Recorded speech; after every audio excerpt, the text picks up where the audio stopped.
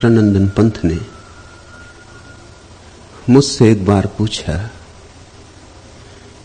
कि भारत के धर्माकाश में वे कौन 12 लोग हैं मेरी दृष्टि में जो सबसे चमकते हुए सितारे हैं। मैंने उन्हें यह सूची दी: कृष्ण, पतंजलि, बुद्ध, महावीर, नागार्जुन, शंकर, गोरख, कबीर, नानक, मीरा, रामकृष्ण, कृष्णमूर्ति। सुमितानंदन पंत ने आंखें बंद कर ली, सोच में पड़ गए। सूची बनानी आसान भी नहीं है, क्योंकि भारत का आकाश बड़े नक्षत्रों से भरा है। किसे छोड़ो, किसे गिनो?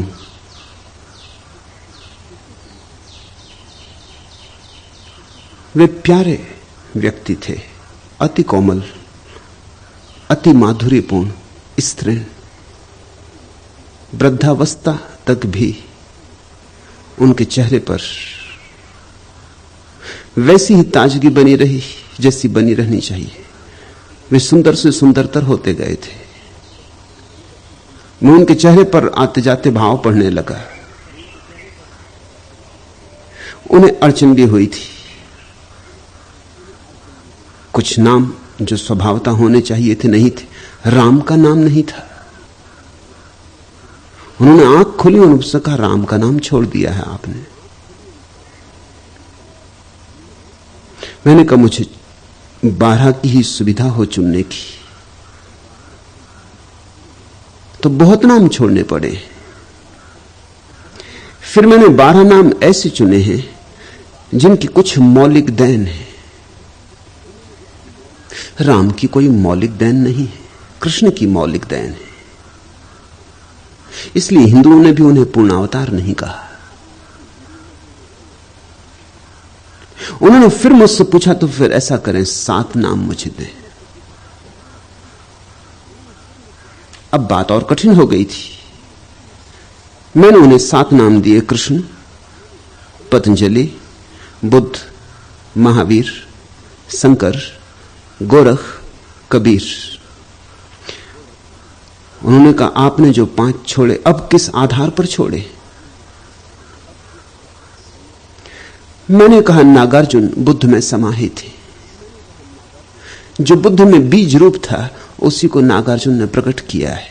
नागार्जुन छोड़े जा सकते हैं। और जब बचाने की बात हो तो वृक्ष छोड़े जा सकते हैं, बीज नहीं छोड़े जा सकते, क्योंकि बीजों से फिर वृक्ष हो जाएंगे, नए वृक्ष हो जाएंगे। जहां बुद्ध पैदा होंगे वहां सैकड़ों नागार्जुन पैदा हो जाएंगे, लेकिन कोई नागार्जुन बुद्ध को पैदा नहीं कर सकता। बुद्ध तो गंगोत्री है,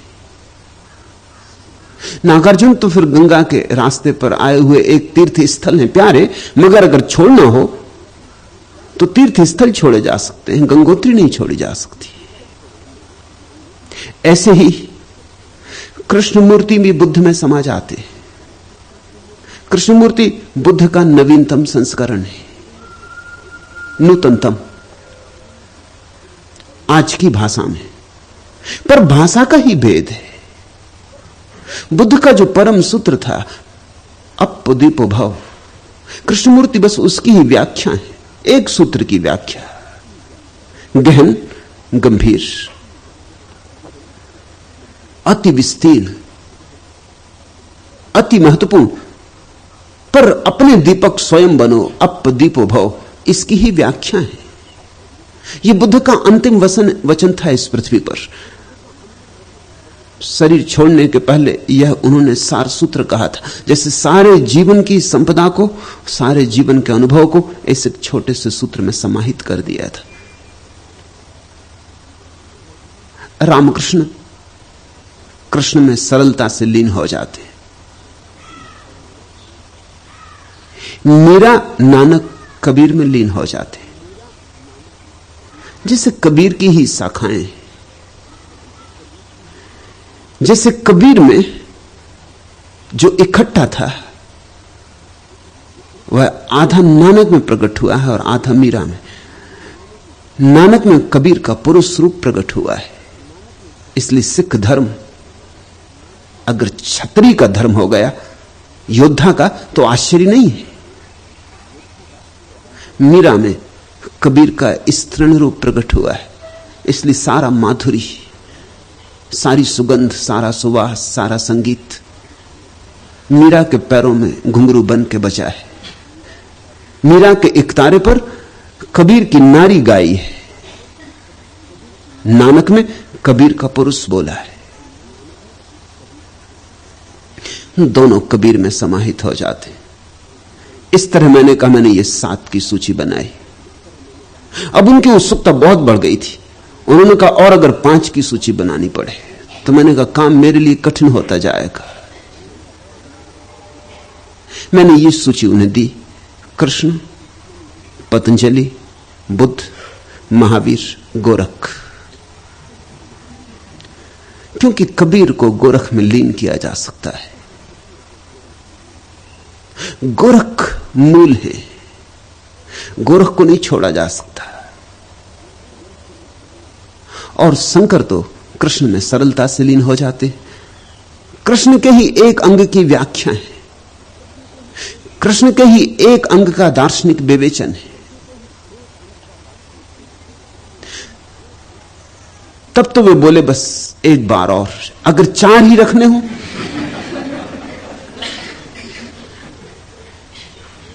तो मैंने उन्हें सूची दी, कृष्ण, पतंजलि, बुद्ध, गोरख।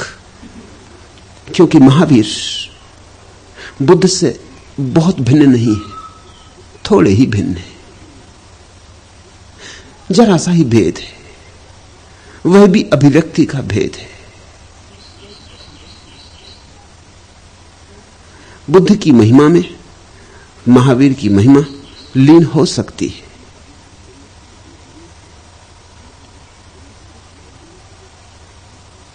वे कहने लगे बस एक बार और। आप 3 व्यक्ति चुने। मैंने कहा अब असंभव है, अब इन 4 में से मैं किसी को भी छोड़ ना सकूंगा। फिर मैंने उन्हें कहा जैसे 4 दिशाएं, ऐसे ये 4 व्यक्तित्व हैं। जैसे काल और क्षेत्र के 4 आयाम हैं, ऐसे ये 4 आयाम हैं। जैसे परमात्मा की हमने 4 भुजाएं सोची हैं, ऐसी ये 4 भुजाएं हैं। ऐसे तो एक ही है, लेकिन उस एक की 4 भुजाएं। अब इनमें से कुछ छोड़ना तो हाथ काटने जैसा होगा, यह मैं न कर सकूंगा। अभी तक मैं आपकी बात मान के चलता रहा, संख्या कम करता चला गया, क्योंकि अभी तक जो अलग करना पड़ा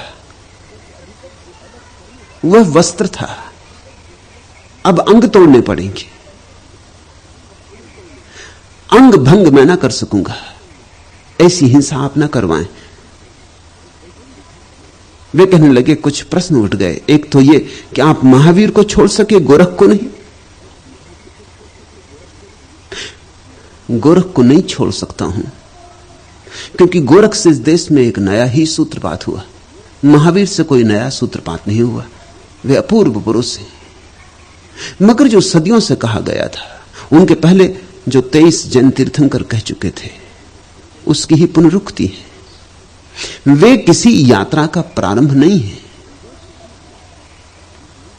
वे किसी नई श्रृंखला की पहली कड़ी नहीं, बल्कि अंतिम कड़ी है। गोरख एक श्रृंखला की पहली कड़ी, उनसे एक नए प्रकार के धर्म का जन्म हुआ, आविर्भाव हुआ। गोरख के बिना न तो कबीर हो सकते, न नानक हो सकते, न दादू, न वाजिद, न फरीद, न मीरा। गोरख के बिना ये कोई भी ना हो सकेंगे।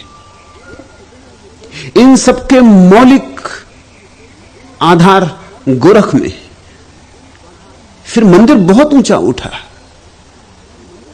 मंदिर पर बड़े स्वर्ण कलश चढ़े, लेकिन नींव का पत्थर है, और स्वर्ण कलश दूर से दिखाई पड़ते हो, लेकिन नींव के पत्थर से ज्यादा मूल्यवान नहीं हो सकते, और नींव के पत्थर किसी को दिखाई भी नहीं पड़ते, मगर उन्हीं पत्थरों पर टिकी होती है सारी व्यवस्था, सारी भित्तियां, सारे शिखरों की पूजा होती।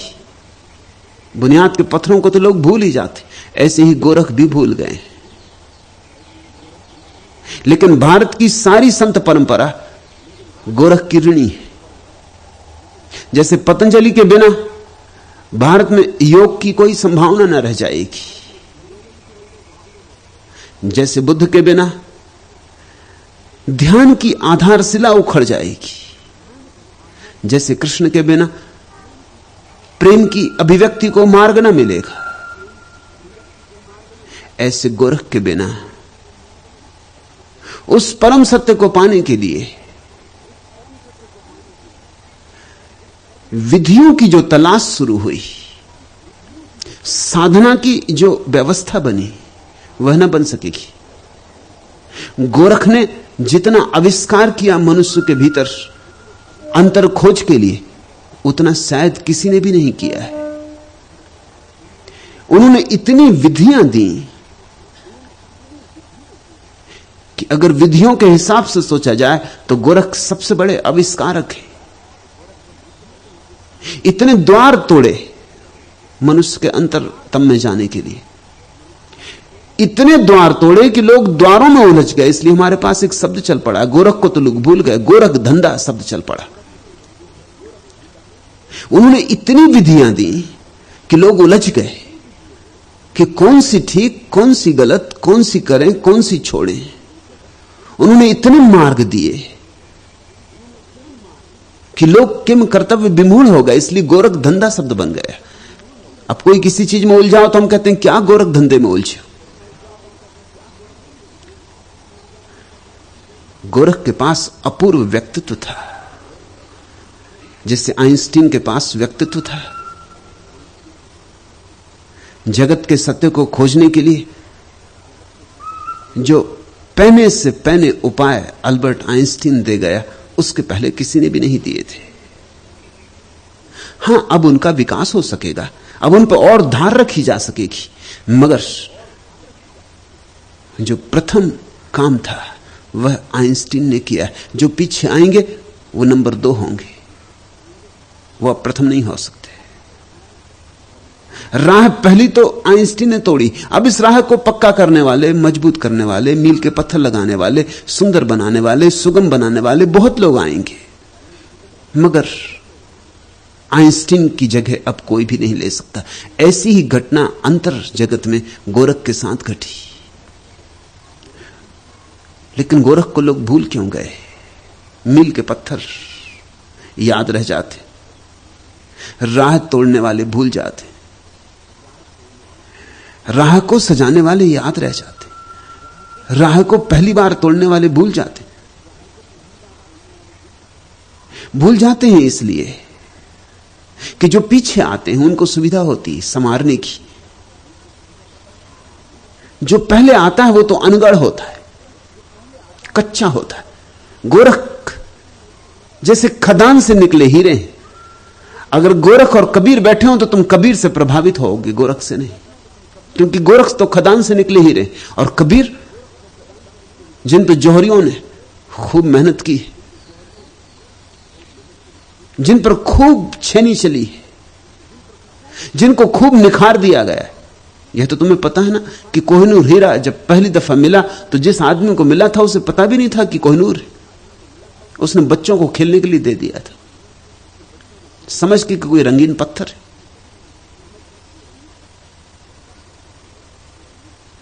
गरीब आदमी था, उसके खेत से बहती हुई एक छोटी सी नदी की धार में कोहिनूर मिला था।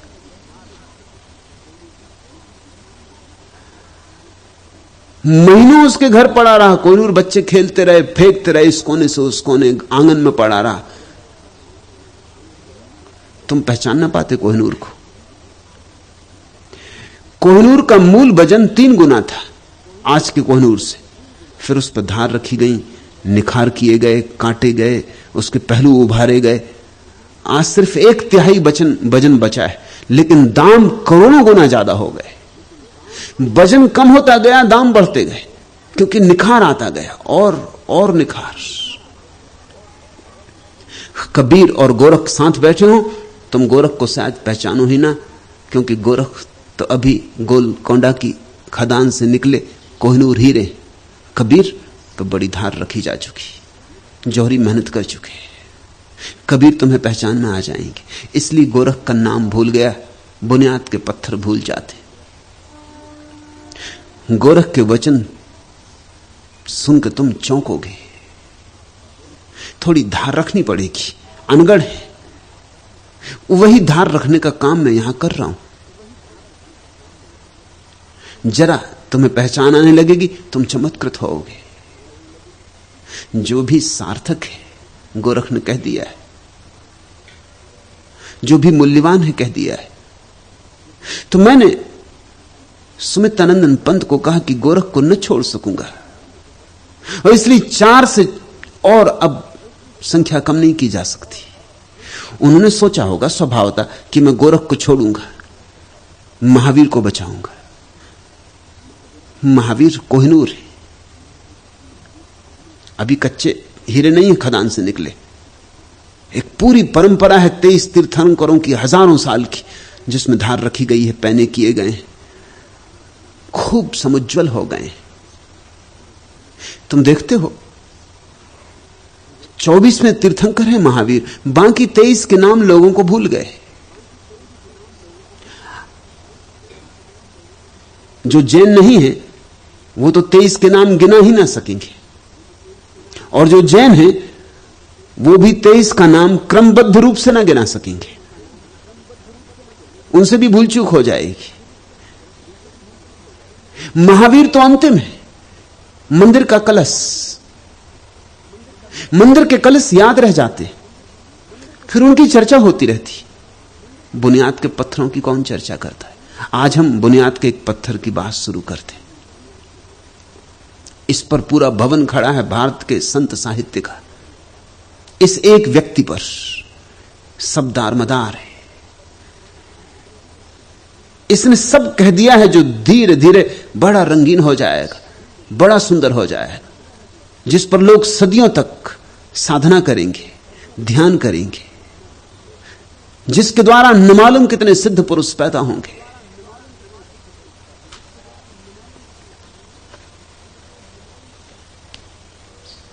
मरो हे जोगी मरो,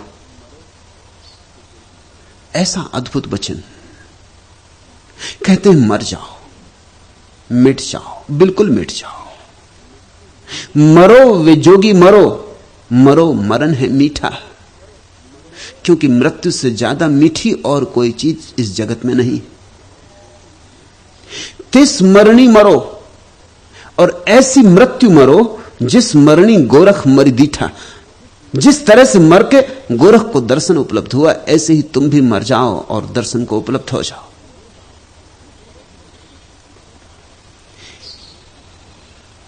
एक मृत्यु है जिससे हम परिचित हैं, जिसमें देह मरती है, मगर हमारा अहंकार और हमारा मन जीवित रह जाता है। वही अहंकार नए गर्भ लेता है, वही अहंकार नई वासनाओं से पीड़ित हुआ फिर यात्रा पर निकल जाता है। एक देह से छूटा नहीं कि दूसरी देह के लिए आतुर हो जाता है। तो यह मृत्यु तो वास्तविक मृत्यु नहीं। मैंने सुना है एक आदमी ने गोरख से कहा कि मैं आत्महत्या करने की सोच रहा हूं। गोरख ने कहा जाओ और करो, और मैं तुमसे कहता हूं तुम बहुत करके चौंकोगे। उस आदमी ने कहा मतलब? मैं आया था कि आप मुझे समझाएंगे कि मत करो। मैं और साधुओं के पास भी गया, सभी ने समझाया कि भाई ऐसा मत करो, आत्महत्या बड़ा पाप है। गोरख ने कहा पागल हुए हो, आत्महत्या कोई कर ही नहीं सकता, कोई मर ही नहीं सकता, मरना संभव नहीं है। मैं तुमसे कह देता हूं करो, करके बहुत चौंकोगे, करके पाओगे कि अरे देह तो छूट गई, मैं तो वैसा का वैसा हूं। और अगर असली आत्महत्या मरनी हो तो फिर मेरे पास रुक जाओ। छोटे मोटा खेल करना हो तो तुम्हारी मर्जी, कूद जाओ किसी पहाड़ी से, लगा लो गर्दन में फांसी। असली मरना हो तो रुक जाओ मेरे पास, मैं तुम्हें वो कला दूंगा जिससे महामृत्यु घटती फिर दोबारा आना ना हो सकेगा। लेकिन वह महामृत्यु भी सिर्फ हमें महामृत्यु मालूम होती, इसलिए उसको मीठा कह रहे हैं। मरो वे जोगी मरो, मरो मरण है मीठा। तिस मरणी मरो जिस मरणी गोरख मर दीठा। ऐसी मृत्यु तुम्हें सिखाता हूं, गोरख कहते, जिस मृत्यु से गुजर के मैं जागा। सोने की मृत्यु हुई, मेरी नहीं। अहंकार मरा, मैं नहीं। द्वैत मरा, मैं नहीं। द्वैत मरा तो अद्वैत का जन्म हुआ, समय मरा तो शाश्वतता मिली। वो जो क्षुद्र सीमित जीवन था टूटा तो बूंद सागर हो गई। हां, निश्चित ही जब बूंद सागर में गिरती है तो एक अर्थ में मर जाती, बूंद की तरह मर जाती, और एक अर्थ में पहली बार महाजीवन उपलब्ध होता है, सागर की भांति जीती है। रहीम का वचन है, बिंदु भी सिंधु समान, को अचरज कासों कहे, हेरनहार हैरान, रहीमन अपने आपने। रहीम कहते हैं बिंदु भी सिंधु के समान है, को अचरज कासों कहें, किससे कहें, कौन मानेगा। बात इतनी विस्मयकारी है, कौन स्वीकार करेगा कि बिंदु और सिंधु के समान है, कि बूंद सागर है, कि अणु में परमात्मा विराजमान है, कि क्षुद्र यहां कुछ भी नहीं है, कि सभी में विराट समाविष्ट है। बिंदु भी सिंधु समान, को अचरज कासो कहें। ऐसे अचरज की बात है, किसी से कहो कोई मानता नहीं। अचरज की बात ऐसी है, जब पहली दफा खुद भी जाना था तो मानने का मन न हुआ था। हेरनहार हैरान, जब पहली दफा खुद देखा था तो मैं खुद ही हैरान रह गया था। हेरनहार हैरान, रहीमन अपने आप ने। देखता था खुद को और हैरान होता था, क्योंकि मैंने तो सदा यही जाना था कि क्षुद्र हूं। लेकिन स्वयं का विराट तभी अनुभव में आता है जब क्षुद्र की सीमाएं कोई तोड़ देता है, क्षुद्र का अतिक्रमण करता है। जब कोई अहंकार होकर तुमने कुछ कमाया नहीं, गमाया है। अहंकार निर्मित करके तुमने कुछ पाया नहीं, सब खोया है। बूंद रह गए हो, बड़ी छोटी बूंद रह गए हो। जितने अकड़ते हो उतने छोटे होते जाते हो। अकड़ना और अहंकार को मजबूत करता है। जितने गलोगे उतने बड़े हो जाओगे, जितने पिघलोगे उतने बड़े हो जाओगे। अगर बिल्कुल पिघल जाओ, वाष्पीभूत हो जाओ, तो सारा आकाश तुम्हारा है। गिरो सागर में तो तुम सागर हो जाओ, उठो आकाश में वाष्पीभूत होकर तो तुम आकाश हो जाओ। तुम्हारा होना और परमात्मा का होना एक ही है। बिंदु भी सिंधु समान, को अचरज कासों कहें। लेकिन जब पहली दफे तुम्हें भी अनुभव होगा, तुम भी एकदम गूंगे हो जाओगे। गूंगे केरी सरकरा, अनुभव तो होने लगेगा, स्वाद तो आने लगेगा, अमृत तो भीतर झरने लगेगा कंठ में, मगर कहने के लिए शब्द ना मिलेंगे। को अचरज कासों कहें, कैसे कहें? बात इतने अचरज की है। जिन्होंने हिम्मत करके कहा अहम ब्रह्मास्मि, सोचते हो कोई मानता है?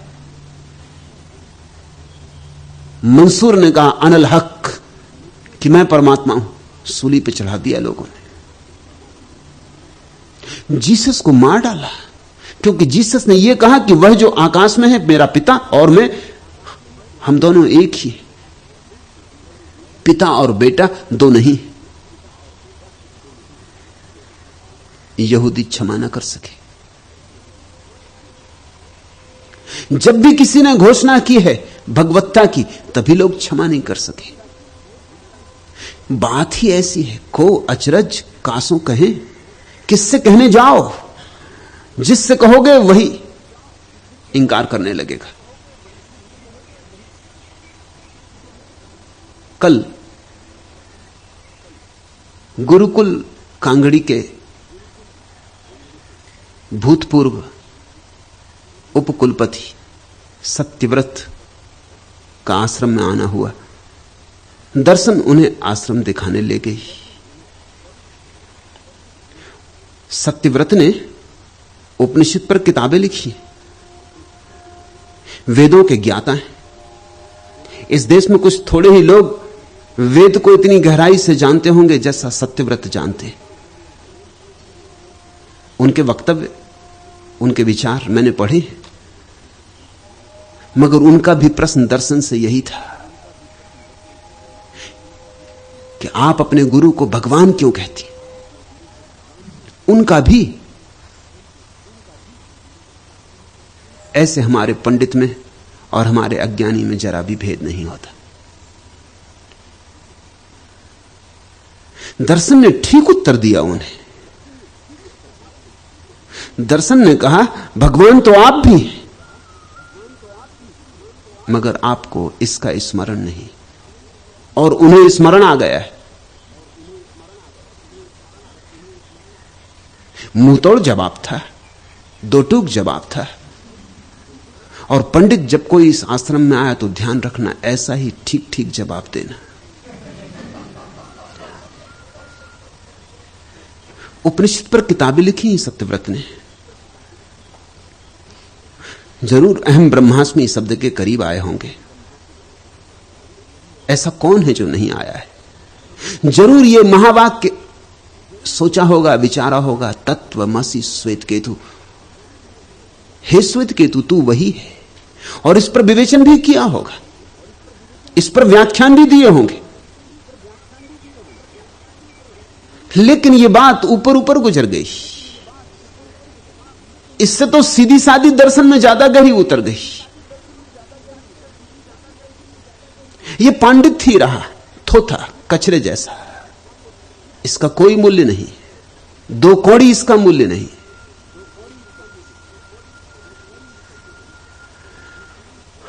उपनिषद कहते हैं कि तुम वही हो, और उपनिषद कहते हैं मैं ब्रह्म हूं। फिर भी तुम पूछे चले जा रहे हो कि क्यों किसी को भगवान कहें।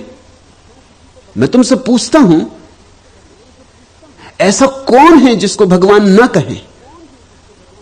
रामकृष्ण से किसी ने पूछा भगवान कहां है, तो रामकृष्ण ने कहा यह मत पूछो, यह पूछो कि कहां नहीं है। नानक को काबा के पुरोहितों ने कहा पैर हटा लो काबा की तरफ से, शर्म नहीं आती साधु होकर पवित्र मंदिर की तरफ पैर किए हो? नानक ने कहा मेरे तुम पैर उस तरफ हटा दो जिस तरफ पवित्र परमात्मा ना हो। मैं क्या करूं, कहां पैर रखूं? किसी तरफ तो पैर रखूंगा, लेकिन वह तो सब तरफ मौजूद है।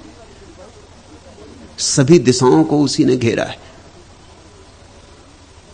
लेकिन मुझे चिंता नहीं होती, नानक ने कहा, क्योंकि वही बाहर है, वही भीतर है। उसका ही पत्थर है, उसके ही पैर हैं। मैं भी क्या करूं? मैं बीच में कौन हूं? दर्शन ने ठीक कहा कि जाग जाएंगे तो आपको भी पता चलेगा कि भगवान ही विराजमान है।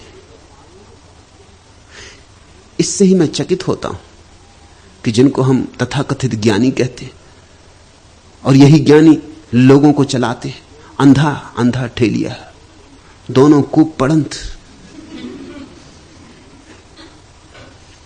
बड़ी बड़ी उपाधियां हैं।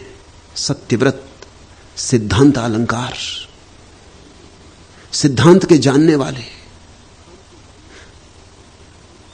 सिद्धि के बिना कोई सिद्धांत को नहीं जानता। शास्त्र पढ़ के कोई सिद्धांत नहीं जाने जाते, स्वयं में उतर के जाने जाते। बिंदु भी सिंधु समान, को अचरज कासो कहें। हैरन हार हैरान, रहीमन अपने आपने। रहीम कहते हैं अपने भीतर देखा तो मैं खुद ही हैरान रह गया हूं, चकित, अवाक। खुद ही भरोसा नहीं आ रहा कि मैं और परमात्मा, ये जो उठ रही है वाणी भीतर से, अनल हक का नाद उठ रहा है, ये जो अहम ब्रह्मास्मि की गूंज आ रही, ये जो ओंकार जग रहा है, मुझे ही भरोसा नहीं आता कि मैं रहीम, मैं मेरा जैसा क्षुद्र साधारण आदमी, मैं और भगवान बिंदु भी सिंधु समान। अब मैं किससे कहूं? खुद ही भरोसा नहीं आता तो किससे कहूं? इसका ही भरोसा दिलाने को यहां मैं तुम्हें बैठा हूं। यह भरोसा आ जाए तो समझना सत्संग हुआ। मेरे पास बैठ बैठ के सिद्धांत अलंकार मत बन जाना। सिद्ध बनो, इससे कम में कुछ भी ना होगा, इससे कम का कोई मूल्य नहीं। मरने की कला सीखो। मरो हे जोगी मरो, बूंद की तरह मरो तो समुद्र की तरह हो जाओ। मृत्यु की कला ही महाजीवन को पाने की कला है। बस्ती न शून्यम, शून्यम न बस्ती, अगम अकोजर ऐसा, गगन शिशिर में बालक बोले ताका नाव धरोगे कैसा। बस्ती न शून्यम, ना तो हम कह सकते हैं परमात्मा है और ना कह सकते हैं नहीं है।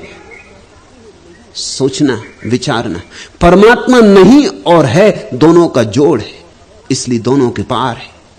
न तो आस्तिक जानता है उसे, न नास्तिक जानता है उसे। न तो आस्तिक धार्मिक है न नास्तिक। स्वभावतः नास्तिक तो धार्मिक है ही नहीं। तुम जिसे आस्तिक कहते हो वह भी धार्मिक नहीं है। तुम्हारे आस्तिक और नास्तिक एक ही सिक्के के दो पहलू हैं। आस्तिक कहता है, नास्तिक कहता है नहीं है। दोनों ने आधा आधा चुना है। परमात्मा है और नहीं है, दोनों साथ साथ, एक साथ, युगपत। उसके होने का ढंग नहीं होने का ढंग है। उसकी पूर्णता शून्य की पूर्णता है। उसकी उपस्थिति अनुपस्थिति जैसी है। परमात्मा में सारे विरोध, सारे विरोधाभास समाहित होते, और यह सबसे बुनियादी विरोध है या नहीं। अगर कहो है तो आधा ही रह जाएगा। फिर जब चीजें नहीं हो जाती तो कहां जाती।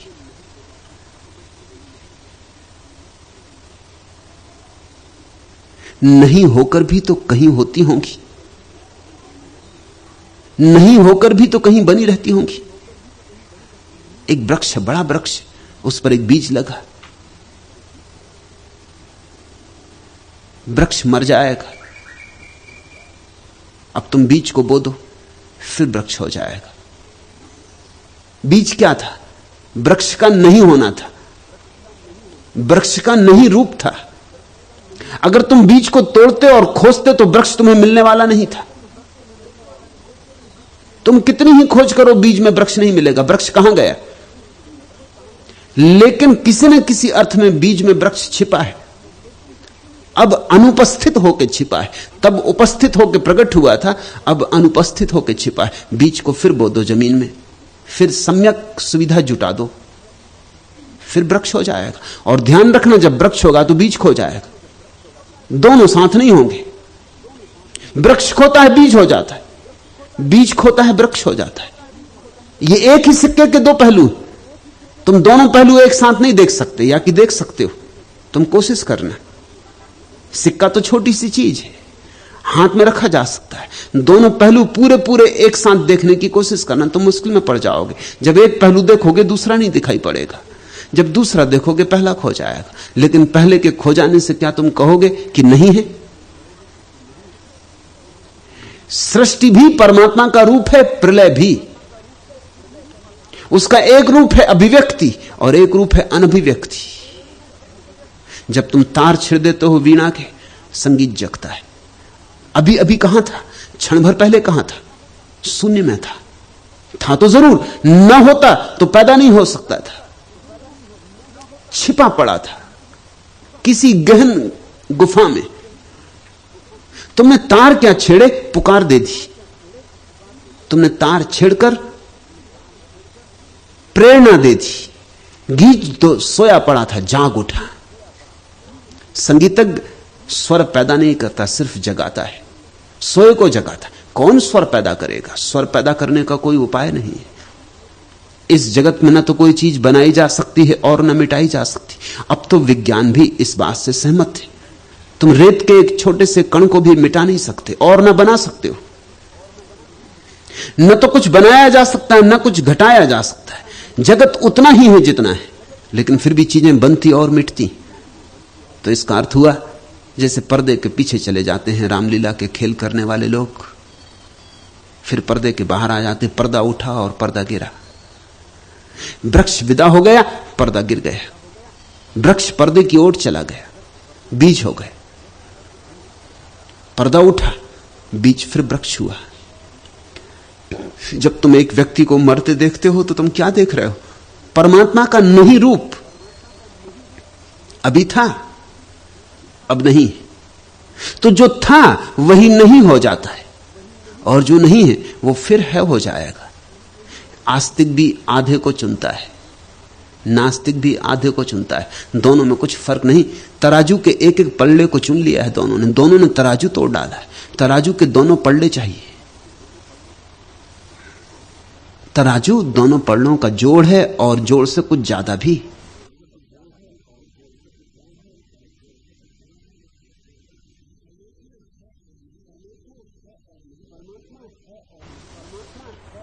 परमात्मा है और नहीं का जोड़ है, और दोनों से कुछ ज्यादा भी। आस्तिक भी भयभीत है, नास्तिक भी भयभीत है। तुम आस्तिक और नास्तिक के भय को अगर समझोगे तो तुम्हें एक बड़ी हैरानी की बात पता चलेगी कि दोनों में जरा भी भेद नहीं, दोनों की बुनियादी आधारशिला भय है। आस्तिक भयभीत है कि पता नहीं मरने के बाद क्या हो, पता नहीं जन्म के पहले क्या था, पता नहीं अकेला रह जाऊंगा, पत्नी छूट जाएगी, मित्र छूट जाएंगे, पिता छूट जाएंगे, मां छूट जाएगी, परिवार छूट जाएगा, सब बसाया था सब छूट जाएगा, अकेला रह जाऊंगा निर्जन की यात्रा पर। कौन मेरा संगी, कौन मेरा साथी? परमात्मा को मान लो, उसका भरोसा साथ देगा, वह तो साथ होगा। आस्तिक भी डर के कारण परमात्मा को मान रहा है। मंदिर मस्जिदों में जो लोग झुके हैं घुटनों के बल और प्रार्थना कर रहे हैं, उनकी प्रार्थनाएं भय से निकल रही, और जब भी प्रार्थना भय से निकलती गंदी हो जाती। तुम्हारी प्रार्थना के कारण मंदिर भी गंदे हो गए, तुम्हारी प्रार्थनाओं की गंदगी के कारण मंदिर भी राजनीति के अड्डे हो गए, वहां भी लड़ाई झगड़ा है, हिंसा वैमनस्य प्रतिस्पर्धा है। मंदिर और मस्जिद सिवाय लड़ाने के और कोई काम करते ही नहीं।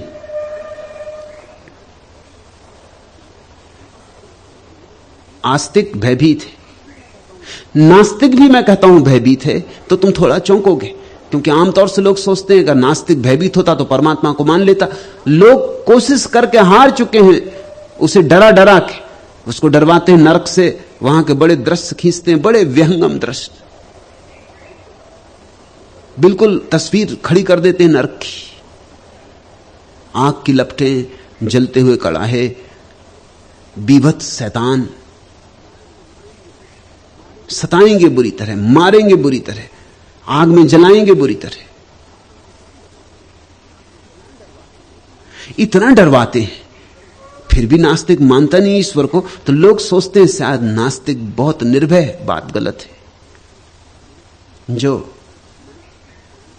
मनस की खोज में गहरे जाएंगे वो पाएंगे कि नास्तिक भी ईश्वर को इसलिए इंकार कर रहा है कि वो भयभीत है, उसका इंकार भय से ही निकल रहा है। अगर ईश्वर है तो वो डरता है, तो फिर नरक भी होगा, तो फिर स्वर्ग भी होगा, तो फिर पाप भी होगा, पुण्य भी होगा। अगर ईश्वर है तो फिर किसी दिन जवाब भी देना होगा। अगर ईश्वर है तो फिर कोई आंख हमें देख रही है, कोई हमें परख रहा है, कहीं हमारे जीवन का लेखा जोखा रखा जा रहा है, और हम किसी के सामने उत्तरदायी हैं, और हम ऐसे ही बचना निकलेंगे। अगर ईश्वर है तो फिर हमें अपने को बदलना पड़ेगा, फिर हमें इस ढंग से जीना होगा कि हम उसके सामने सिर उठा के खड़े हो सके। और अगर ईश्वर है तो एक और घबराहट पकड़ती है नास्तिक को, अगर ईश्वर है तो मुझे उसे खोजना भी होगा, जीवन दांव पे लगाना होगा। यह सस्ता सौदा नहीं है। अच्छा यही हो कि ईश्वर ना हो तो छुटकारा हुआ, ईश्वर के साथ ही छुटकारा हो गया, स्वर्ग से भी नरक से भी। न नरक का डर रहा, ना स्वर्ग खोने का डर रहा, न ये भय रहा कि जो मंदिर में पूजा कर रहे हैं ये स्वर्ग चले जाएंगे। है ही नहीं, कौन स्वर्ग गया है, कौन जाएगा, कहां जाएगा। आदमी बचता ही नहीं मरने के बाद, इसलिए कैसा पुण्य कैसा पाप, चार्वाकों ने, जो कि नास्तिक परंपरा के मूल स्रोत हैं, उन्होंने कहा फिक्र मत करो, ऋणम कृत्वा घृतम पिबेत, पियो, अगर ऋण लेके भी घी पीना पड़े तो पियो, बेफिक्री से पियो, चुकाने की चिंता ही मत करो, कौन लेना कौन देना, मर गए सब पड़ा रह जाएगा, तुम्हारा भी और उसका भी, और पीछे कुछ बचता ही नहीं है। जब कोई बचता ही नहीं तो भय क्या? फिर पाप करना है पाप करो, बुरा करना है बुरा करो, जैसे जीना हो मौत से जियो, 2 दिन की जिंदगी है, ठाठ से जियो, फिक्र छोड़ो। दूसरे को चोट भी पहुंचती हो, दूसरे की हिंसा भी होती हो तो चिंता ना लो, कैसी हिंसा कैसी चोट, ये सब पुरोहितों का जाल है तुम्हें डरवाने के लिए। मगर अगर हम चार्वाक चित्त के भीतर भी प्रवेश करें तो वही डर है, वो परमात्मा को इंकार कर रहा है डर के कारण। तुमने ख्याल किया, अनेक लोग हैं जो भूत प्रेत को इंकार करते हैं सिर्फ डर के कारण। तुम्हारा उनसे परिचय होगा कि नहीं नहीं कोई भूत प्रेत नहीं, लेकिन जब वो कहते हैं नहीं नहीं कोई भूत प्रेत नहीं, जरा उनके चेहरे पर गौर करो। एक महिला एक बार मेरे घर मेहमान हुई, उसे ईश्वर में भरोसा नहीं, वो कहे ईश्वर है ही नहीं। मैंने कहा छोड़ ईश्वर के, भूत प्रेत को मानती? उसने कहा बिल्कुल नहीं, सब बकवास है। मैंने कहा तू ठीक से सोच ले, क्योंकि आज मैं हूं तू है और ये घर है। भगवान का तो मैं नहीं कह सकता कि तुझे प्रत्यक्ष करवा सकता हूं, लेकिन भूत प्रेत का करवा सकता हूं। उसने कहा आप भी कहां की बातें कर रहे हैं, भूत प्रेत होते ही नहीं। लेकिन मैं देखने लगा, वो घबराने लगी, वो इधर उधर देखने लगी, रात गहराने लगी। मैंने कहा फिर ठीक है, मैं तुझे बता देता हूं। उसने कहा मैं मानती नहीं, आप क्या मुझे बताएंगे? मैं बिल्कुल नहीं मानती। मैंने कहा मानने न मानने का सवाल नहीं है, ये घर जिस जगह बना है यहां कभी एक धोबी रहता था, पहले महायुद्ध के समय। उसकी नई नई शादी हुई, बड़ी प्यारी दुल्हन घर आई, और सब तो सुंदर था दुल्हन का, एक ही खराबी थी कि कानी थी, गोरी थी बहुत, सब अंग सुडौल थे, बस एक आंख नहीं थी। उसका चित्र मैंने खींचा। धोबी को युद्ध पर जाना पड़ा, पहले ही महायुद्ध में भर्ती कर लिया गया। चिट्ठियां आती रही, अब आता हूं तब आता हूं, और धोबन प्रतीक्षा करती रही, वो कभी आया नहीं, वो मारा गया युद्ध में। धोबन उसकी प्रतीक्षा करते करते मर गई और प्रेत हो गई, और अभी भी इसी मकान में रहती और प्रतीक्षा करती कि शायद धोबी लौट आए। एक ही उसकी आंख है, गोरी चिट्टी औरत है, काले लंबे बाल है, लाल रंग की साड़ी पहनती। वो मुझसे कहा मैं मानती नहीं, मगर वो देखने लगा कि वो घबरा के इधर उधर देखने लगे। मैंने कहा मैं तुझे इसलिए कह रहा हूं कि तू पहली दफा नई इस घर में रुक रही है आज रात। इस घर में जब भी कोई नया आदमी रुकता है तो वो धोबन रात आके उसकी चादर उघाड़ के देखती कि कहीं धोबी लौट तो नहीं आया। उसके चेहरे पर पीलापन आने लगा। उसने कहा आप क्या बातें कर रहे हैं, आप जैसा बुद्धिमान आदमी भूत प्रेत में मानता है? मैंने कहा मानने का सवाल नहीं, लेकिन तुझे चेताना भी जरूरी है, नहीं तो तू डर जाएगी ज्यादा। अब तेरे को मैंने बता दिया, अगर कोई कानी औरत गोरी चिट्टी लाल साड़ी में तेरी चादर हटा दे तो घबराना मत, वो नुकसान किसी का कभी नहीं करती। चादर पटक के पैर फटकते हुए वापस चली जाती। और एक लक्षण और उसका मैं बता दूं, जिनके घर में उन दिनों मेहमान था, उनको रात दांत पीसने की आदत है, तो रात में वो कोई 10-5 दफा दांत पीसने लगते। तो मैंने उस औरत की एक आदत और तुझे बता दूं, जब वो आएगी कमरे में तो दांत पीसती हुई आती है, स्वभावता। कितनी प्रतीक्षा करे, जमाने बीत गए, उस औरत का प्रेम क्रोध से भरी आती। धोबी धोखा दे गया, अब तक नहीं आया, तो दांत पीसती, तुझे दांत पीसने की आवाज सुनाई पड़ेगी पहले। उसने कहा आप क्या बातें कर रहे हैं, मैं मानती ही नहीं, आप बंद करें ये बातचीत, आप व्यर्थ मुझे डरा रहे हैं। मैंने कहा तू अगर मानती नहीं तो डरने का कोई सवाल ही नहीं। ऐसी बात चलती रही, रात 12 बज गए। तब मैंने उसको कहा तू जा कमरे में सो जा। वो कमरे में गई। संयोग की बात वो बिस्तर पर लेटी कि उन सज्जन ने दांत पीसे। वो बगल के कमरे में सो रहे थे। मुझे पक्का भरोसा ही था उन पर आश्वासन किया जा सकता। 10 दफे तो वो पीसते ही हैं रात में, कम से कम वो पीसेंगे कभी ना कभी। उसने जाके बिस्तर पर बैठी, प्रकाश बुझाया और उन्होंने दांत पीसे। चीख मार दी उसने। मैं भागा पहुंचा, प्रकाश जलाया, वो तो बेहोश पड़ी और कोने की तरफ मुझे बता रही। वो खड़ी।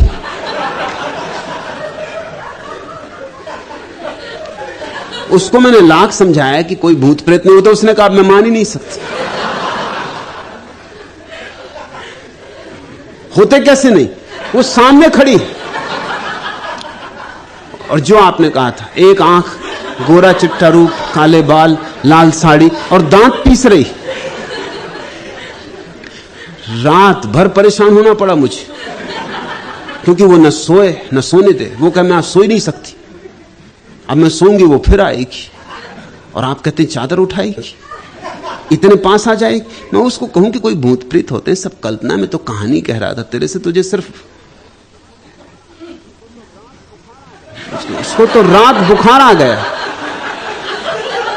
रात को डॉक्टर बुलाना पड़ा। और जिनके घर में मेहमान था वो कहने लगी कि आप भी फिजूल के उपद्रव खड़े कर लेते। वो महिला दूसरे दिन सुबह चली गई, फिर कभी नहीं आई। उसको मैंने कई दफा खबर भिजवाई कि भाई कभी तो आओ, उस घर में पैर नहीं रख सकती हूं। मैं उसको समझाऊं कहीं भूत प्रेत होते हैं, वो कहे आप छोड़ो ये बात, किसको समझा रहे हैं, मुझे खुद ही अनुभव हो गया।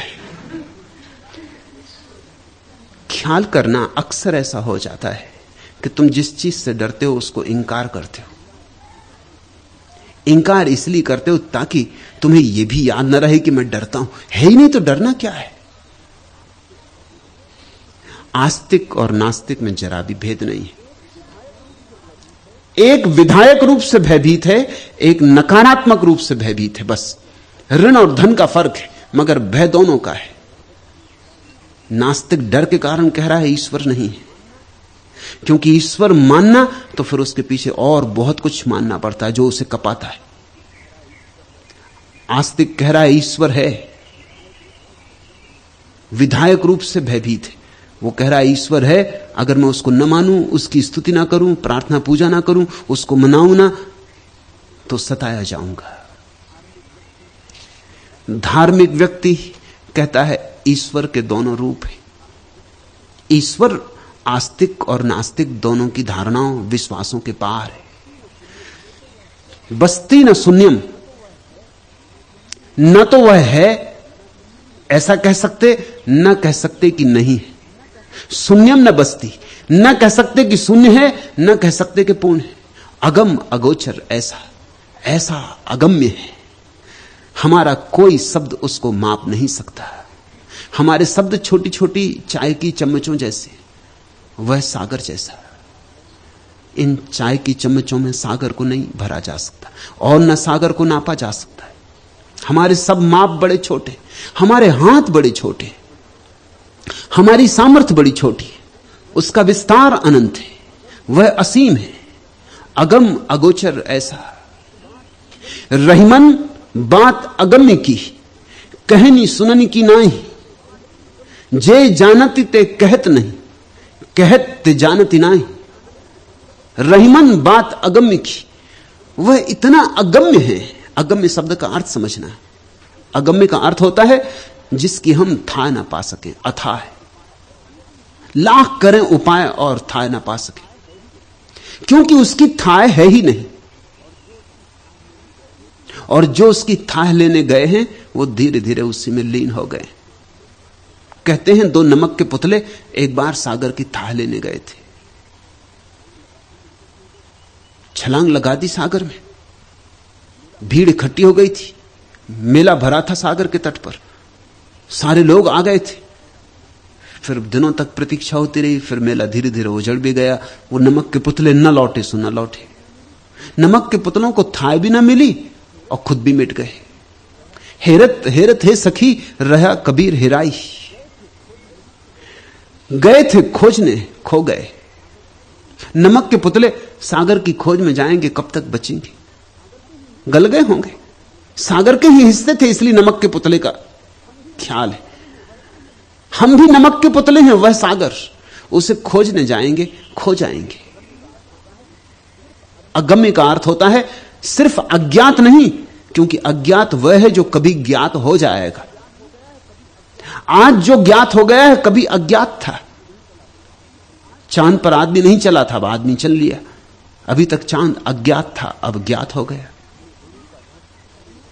हमें अणु का रहस्य पता नहीं था, अब पता हो गया। परमात्मा अज्ञात नहीं है। यही धर्म और विज्ञान का भेद है। धर्म कहता है जगत में तीन तरह की बातें, ज्ञात जो जान लिया गया, अज्ञात जो जान लिया जाएगा, और अज्ञेय जो न जाना गया है और न जाना जाएगा। विज्ञान कहता है जगत में सिर्फ दो ही चीजें हैं, ज्ञात और अज्ञात। विज्ञान दो हिस्सों में बांटता है जगत को, जो जान लिया गया और जो जान लिया जाएगा। बस उस एक अज्ञेय शब्द में ही धर्म का सारा सार छुपा है। कुछ ऐसा भी है जो न जाना गया और न जाना जाएगा, क्योंकि उसका राज यह है कि उसे खोजने वाला खो जाता है उसमें। रहीमन बात अगम्य की, कहनी सुनन की नहीं, और जब खोजने वाला ही खो गया तो कौन कहे, क्या कहे, कैसे कहे। सब शब्द बड़े छोटे, बड़े ओछे। तुम जीवन में भी अनुभव करते हो तो पाओगे। उठे सुबह सुबह, बगीचे में सूरज उगने लगा, वृक्ष जगने लगे, धरती की सौंधी सौंधी सुगंध उठने लगी। अभी अभी वर्षा हुई होगी। घास के पत्तों पर ओस की बूंदें मोतियों जैसी चमकने लगी।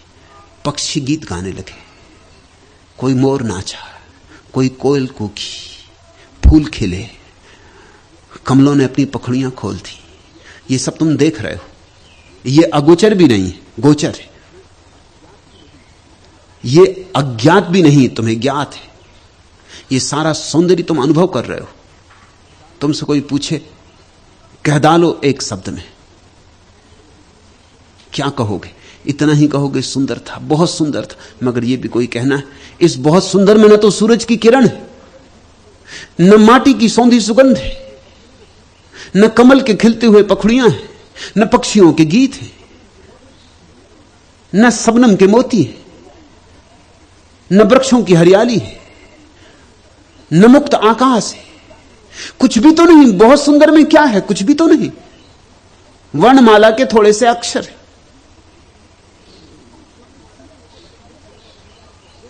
ऐसे ही समझो जैसे दिया शब्द लिखकर और दीवार पर टांग दो तो रात कोई प्रकाश थोड़ी हो जाएगा। अंधेरी रात है सो अंधेरी रहेगी। दिए की बातों से रोशनी तो नहीं होती। पिकासो से एक महिला ने कहा कि कल आपके द्वारा बनाई गई आपकी ही तस्वीर, सेल्फ पोर्ट्रेट, मैंने एक मित्र के घर में देखा। इतना सुंदर, इतना प्यारा कि मैं अपने को रोक ना पाई। मैंने उसे चूम लिया। पिकासो ने कहा फिर क्या हुआ? उस तस्वीर ने तुम्हें चूमा या नहीं? उसने कहा आप भी क्या बात करते, नहीं चूमा। तो पिकासो ने कहा फिर वो मेरी तस्वीर न रही होगी।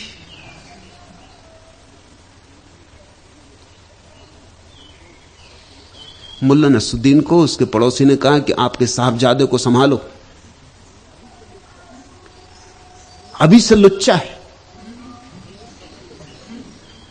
कल मेरी पत्नी को पत्थर मारा। मुल्ला ने पूछा लगा? उसने कहा कि नहीं। तो उसने कहा वो किसी और के साहबजादे होंगे। मेरे साहबजादे का निशान तो लगता ही है, वो किसी और के होंगे, तुम गलती समझे।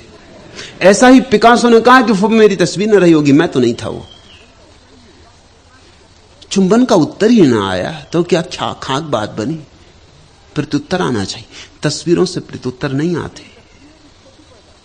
इसलिए तस्वीरें भी छोटी पड़ जाती। हमारे गीत भी छोटे पड़ जाते हैं, हमारे शब्द भी, शास्त्र भी छोटे पड़ जाते हैं। इस जगत में जो हम जानते हैं वो भी कहा नहीं जा सकता। किसी मां ने अपने बेटे को प्रेम किया, कैसे कहो? प्रेम शब्द में क्या है? कोई भी दोहराता है। कहो कि मुझे अपने बेटे से बहुत प्रेम है या अपनी पत्नी से बहुत प्रेम है, क्या मतलब? यहां तो लोग जो कहते हैं आइसक्रीम से प्रेम, कोई कहता मुझे मेरी कार से बहुत प्रेम है। जहां आइसक्रीम और कारों से प्रेम चल रहा है, प्रेम शब्द का अर्थ क्या रह गया? जब तुम कहते हो मुझे अपनी पत्नी से बहुत प्रेम है, तुम्हारी पत्नी हुई या आइसक्रीम? प्रेम का अर्थ क्या रहा? हमारे शब्द छोटे हैं, उन्हीं छोटे शब्दों का हम सब तरह से उपयोग करते हैं, सीमा है उनकी। जगत में जो अनुभव में आता है वो भी उनमें नहीं समाता। तो वो जो परम अनुभव है, आत्यंतिक अनुभव, जहां सब विचार शून्य हो जाते हैं, शांत हो जाते हैं, जहां व्यक्ति भाषा के पार निकल जाता है, जहां तर्क जाल पीछे छूट जाते हैं, जहां निर्विचार होता है, उसमें जिसकी प्रतीति होती उसे कह ना सकोगे जे जानती ते कहत नहीं। इसलिए जिन्होंने जाना है वे नहीं कह पाए, आज तक कोई भी नहीं कह पाया। तुम सोचते हो मैं तुमसे रोज कहता हूं, कह पाता हूं? नहीं, और सब कह लेता हूं, मगर वह अगम अगम में ही रह जाता। उसके आसपास बहुत कुछ कह लेता हूं, लेकिन कोई तीर शब्द का उस निशान पर नहीं लगता। और सब कहा जा सकता है, लेकिन सब कहना इशारों से ज्यादा नहीं है। जो मैं कहता हूं उसको मत पकड़ लेना। जो कहता हूं वह तो ऐसा ही है जैसे मील का पत्थर और उस पर तीर का निशान लगा है कि दिल्ली 100 मील दूर है। उसी को पकड़ के मत बैठ जाना कि आ गए दिल्ली। मैं जो कहता हूं वह तो वैसे ही जैसे कोई अंगुली से चांद दिखा है। अंगुली को मत पूछने लगना। सारे शास्त्र चांद को बताई गई अंगुलियां हैं। चांद को कोई अंगुली प्रकट नहीं करती, लेकिन जो समझदार है वो इशारे को पकड़ लेते। समझदार को इशारा काफी। बुद्ध के पास एक आदमी आया, उसने कहा जो नहीं कहा जा सकता वही सुनने आया हूं। बुद्ध ने आंखें बंद कर ली। बुद्ध को आंखें बंद करे देख वह आदमी भी आंख बंद करके बैठ गया। आनंद पास ही बैठा था, बुद्ध का अनुचर, सदा का सेवक, सजग हो गया कि मामला क्या, झपकी खा रहा होगा, बैठा बैठा करेगा क्या, जमाई ले रहा होगा। देखा कि मामला क्या है। इस आदमी ने कहा जो नहीं कहा जा सकता वही सुनने आया हूं। और बुद्ध आंख बंद करके चुप भी हो गए और ये भी आंख बंद करके बैठ गया। दोनों किसी मस्ती में खो गए। कहीं दूर शून्य में दोनों का जैसे मिलन होने लगा। आनंद देख रहा है, कुछ हो जरूर रहा है, मगर शब्द नहीं कहे जा रहे, न इधर से न उधर से, न ओंठ से बन रहे हैं शब्द, न कान तक जा रहे हैं शब्द, मगर कुछ हो जरूर रहा है। कुछ अदृश्य उपस्थिति उसे अनुभव हुई, जैसे किसी एक ही आभा मंडल में दोनों डूब गए।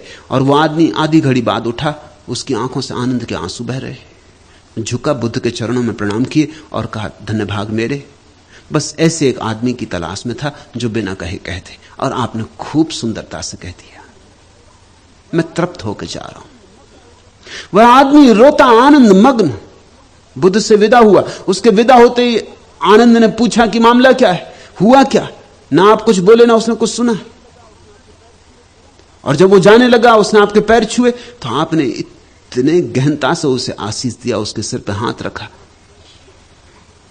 जैसा आप शायद ही कभी किसी के सिर पर हाथ रखते हो। बात क्या, इसकी गुणवत्ता क्या थी? बुद्ध ने कहा आनंद तू जानता है, जब तू जवान था, हम सब जवान थे, सगे भाई थे, चचेरे भाई थे। बुद्ध और आनंद एक ही राजघर में पले थे, एक ही साथ बड़े हुए थे। तो तुझे घोड़ों से बहुत प्रेम था। तू जानता ना, कुछ घोड़े होते कि उनको मारो तो भी ठिठक जाते, मारते जाओ तो भी नहीं हटते, बड़े जिद्दी होते। फिर कुछ घोड़े होते हैं उनको जरा चोट करो कि चल पड़ते। फिर कुछ घोड़े होते हैं उनको चोट नहीं करनी पड़ती, सिर्फ कोड़ा फटकारो, आवाज कर दो, मारो मत, और चल पड़ते। और भी कुछ घोड़े होते हैं, तू जानता भली भांति, जिनको कोड़े की आवाज करना भी अपमानजनक मालूम होगा, जो सिर्फ कोड़े की छाया देखकर चलते। ये उन्हीं घोड़ों में से एक था, कोड़े की छाया। मैंने इससे कुछ कहा नहीं, मैं सिर्फ अपनी शून्यता में लीन हो गया। इससे बस मेरी छाया दिख गई, सत्संग हो गया। इसका नाम सत्संग।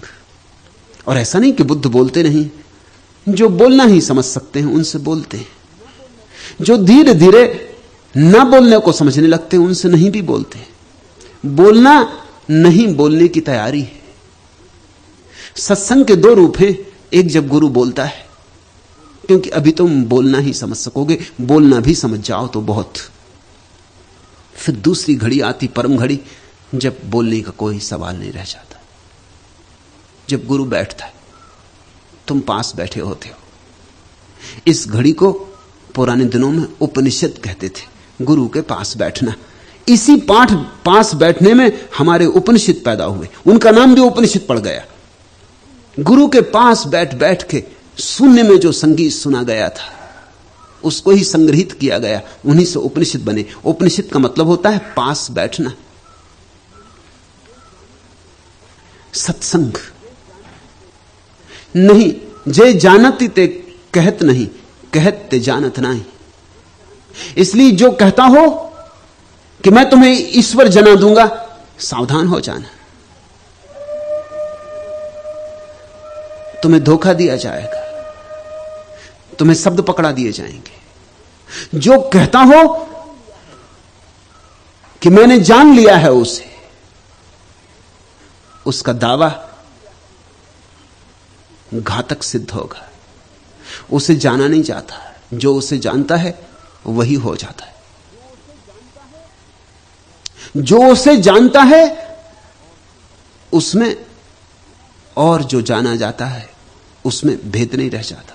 वहां ज्ञान, ज्ञाता और ज्ञेय ऐसे खंड नहीं होते।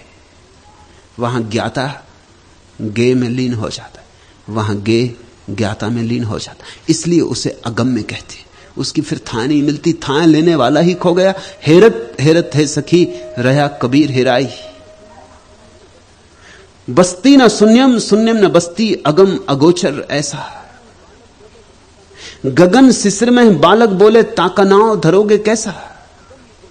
और जब कोई इस अगम्य को झेलने को राजी हो जाता, जब कोई इस अगम्य में उतरने का साहस जुटा लेता है, वही साहस का नाम है मरो है जोगी मरो।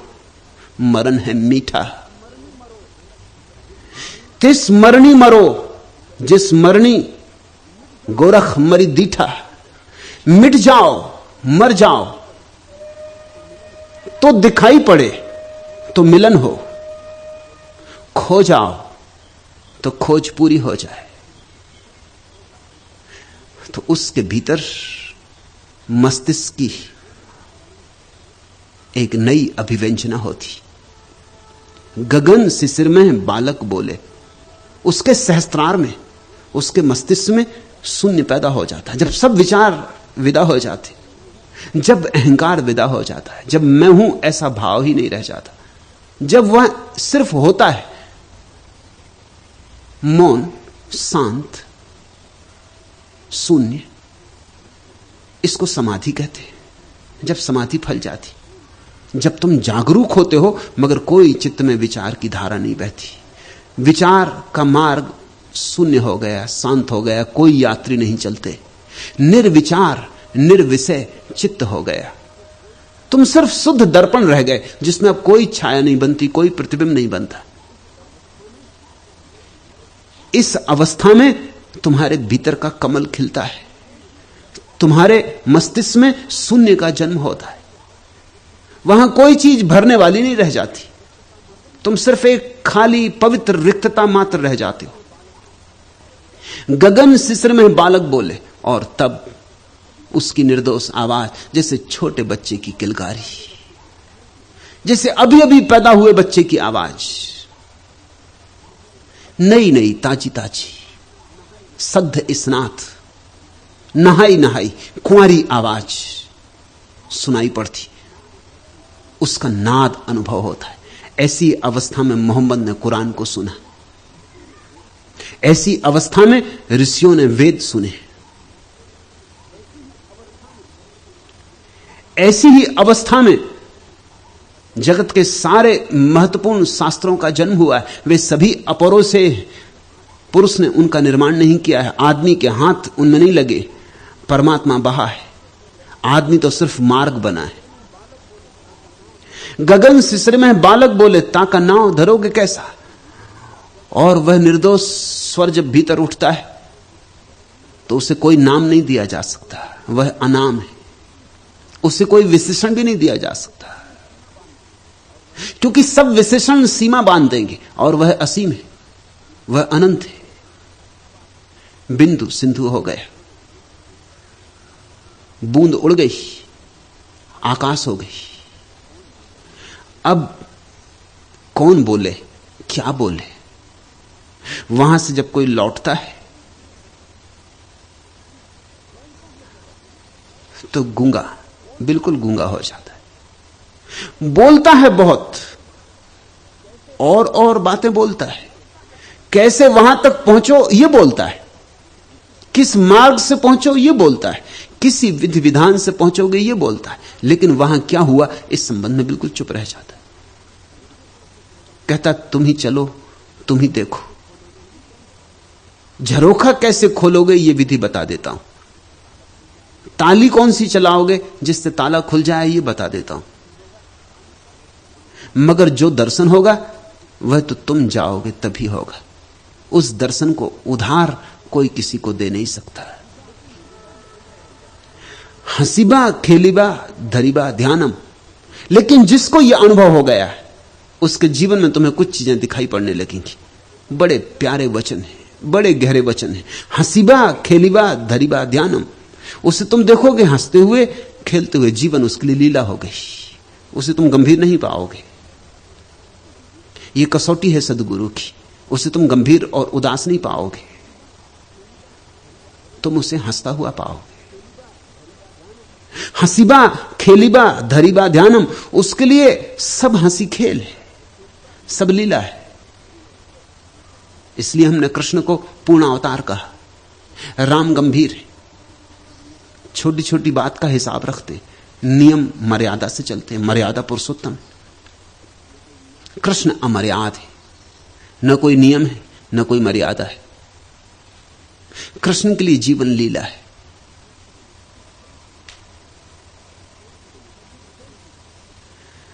जीवन एक खेल है, इसको खेल से ज्यादा मत लेना। खेल से ज्यादा लिया कि बस उलझे। नाटक समझो, अभिनय समझो। अभिनय में कोई परेशान थोड़ी होता है, जो अभिनय मिल गया उसी को मस्ती से कर देता है। रावण भी बनना पड़ता है रामलीला में किसी को, तो कुछ परेशान थोड़ी होता है, कुछ दिल ही दिल में रोता थोड़ी कि हां मैं कैसा अभागा कि मुझे रावण बनना पड़ा। पर्दा हटते ही राम और रावण सब बराबर हो जाते। यहां एक दूसरे की जान लेने को उतारू थे, पर्दे के पीछे जाकर देखना बैठे चाय पी रहे, गपशप कर रहे हैं। सीता जी दोनों के बीच में बैठी,